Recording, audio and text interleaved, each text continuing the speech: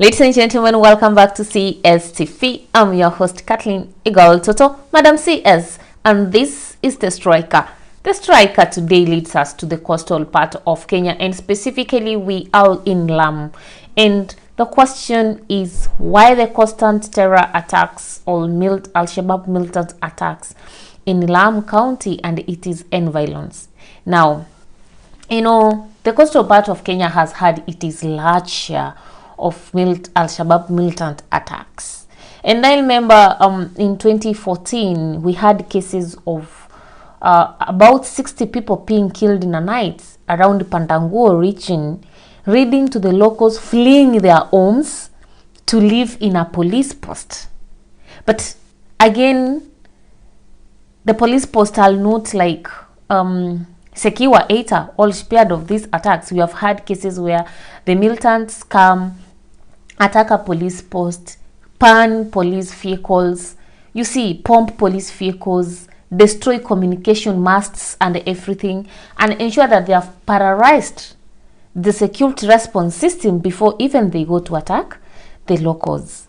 And in 2017, the locals were declaring that many times these militants, when they come attacking, they attack and then flee to Boni forest. And they were declaring that it's like Boni forest is being controlled by Alshabaab. So it raises a question like, the police are not secure either, because if a police post can be attacked, police vehicles can be attacked. If we can lose police officers in the line of duty, how secure is the common citizenry? And we have a forest here that is actually acting as a hideout for these, or an escape route for these attackers. And the question is, in 2022 alone, since 3rd of January to date, we have had 12 people losing their lives through these attacks, including 2 police officers. So how many are we going to lose this year in terms of Al-Shabaab attacks or militant attacks in the coastal part of Kenya, especially around Lamu and Boni region? Now, is Boni forests becoming like the Sambisa forest in Nigeria for Boko Haram? So today, the CSTV takes you through a real and raw discussion unmasking the Boni forest and why it is becoming a dilemma and a nightmare for the government of Kenya to handle this situation. Yes, the government may be very much ready to handle this, but how do you go about this thing around Boni forest? So we need to understand what is in Boni forest and why actually is in Boni forest very significant to Al-Shabaab and the attackers in the region. So one thing that we should be able to know, that in Boni forest stretches all from Garissa through Tana River to Lamu and enters the Somalia. So it's a very huge forest that covers around 517 square miles. And in Kenya, Boni forest has been classified as a national reserve. And it's classified as a national reserve because sometimes it's a sanctuary to some elephants. It has a rich wildlife species. It has wildlife plants, plants and so forth. So like Boni forest actually is a home to various animals, plants, and so forth, birds, and so forth. So to Kenya, it is classified as a national reserve. But more than being a national reserve, this forest now is posing a security threat to the locals, especially in the coastal parts of Kenya. And this forest actually is like it shares a boundary with Somalia, like it enters Somalia. So it means that the forest can be accessed from both sides. The militants can be able to access it from Somalia, and they can be able even to access it from Kenya once they are within the country.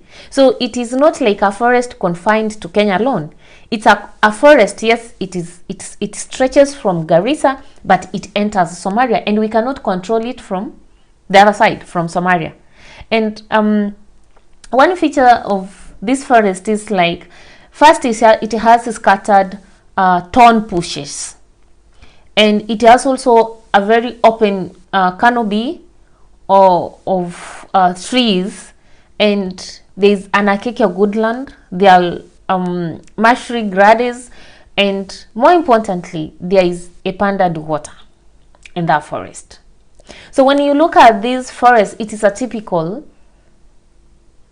really thick forest which is very expansive. So what makes it very difficult for militants to be traced once they enter in that forest has to do with, first, the foliage of that forest, the canopies and so forth, provides cover against any aerial surveillance and attack. In as much as the government wanted to carry out that surveillance from the top, aerial surveillance like from the sky, and attack the militants, the foliage cannot allow that, because then the canopy shields the people below. And it's in this way you find that the people below are able to know what's happening up there, but the people above, because of the cover, may not be able to know what's happening down here. Then secondly, most parts of this forest, because of the thorny bushes and the water, you see, the marshy glade is not accessible through armored support. That the only way that the government agencies, all the security agencies, call it the Border Response Unit, call it the KDF, any other organization or body that is responsible for anti-terror attacks and so forth, the only way that they can be able to access this forest is using foot, like through foot. They cannot enter inside using vehicles or armored vehicles, because the forest is not accessible in that way. And you are a police officer, you are also a human being. Assessing such a forest through foot, it's not likely to make any much difference, because you don't know how many Alshababs are inside that forest. We may send our soldiers inside through foot, we end up bringing out corpses of our own soldiers, and we could have not solved any problem. And then number 3 is about sometimes back, I remember the former commissioner in the coastal part of Kenya, that was Nelson Mara. I spoke of pumping the forest. I remember that time he was saying that the forest should be pumped. That's when Alshabaab had really become a menace. They were really attacking frequently in the region. But it never happened. And maybe people ask themselves, why did it not happen? Honestly, this forest has been classified as a national reserve. And as I've already said, it has some wild animals there. It has some animal species. And some of the locals in the region depend on that forest for a livelihood. So the question is, if we pump this forest, then what becomes of these wild animals? What becomes of these plants? And what becomes of the aspect of entire climate in terms and environment in terms of the surrounding? So it becomes very hard. It poses a security dilemma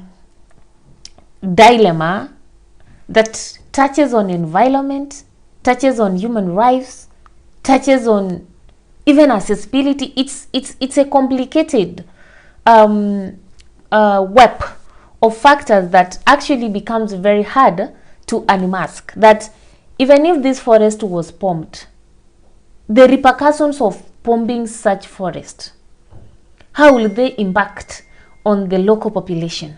How will they impact on the climate? How will they impact on our environment? How will they impact on the live species that could have been lost inside there? So you see, it's a huge web of things that makes Boni Forest a security riddle that the government is unable actually to unmask. And Al-Shabaab is very, very much aware of this. They know that once they are inside the forest, nobody can be able to trace them. Nobody. And even if they are traced, they cannot be found. They know very well that once they are inside the forest, even if it is aerial surveillance, they cannot be seen. They know that they can be able to access this forest, port from Somalia and port from Kenya. So they have an advantage. So the question is, then what should be done? What should be done in terms of security for the people in Lamu and the coastal part in general, as far as Alshabaab attacks are concerned? And for me, I think it is heightening security, not in around the forest and outside, because for me it is not about what is inside the forest, because we cannot handle that. It's all about, then we cannot be able to control this forest per se. Then we need to find a way of securing the common citizenry outside this forest. Maybe a lot of security personnel to be sent down there, serious communication response system to be sent to be established in the region, clearing some parts. The last time I went to the coastal part of Kenya, I was very much happy that even the main roads they had cleared the bushes along the roads, which was for me a nice gesture, because sometimes, especially when it rains, those bushes can come even up to the road. Actually, like, the path remaining for the main road is very small. And then it also calls for properly established police posts and police stations in that region, with enough personnel, enough vehicles.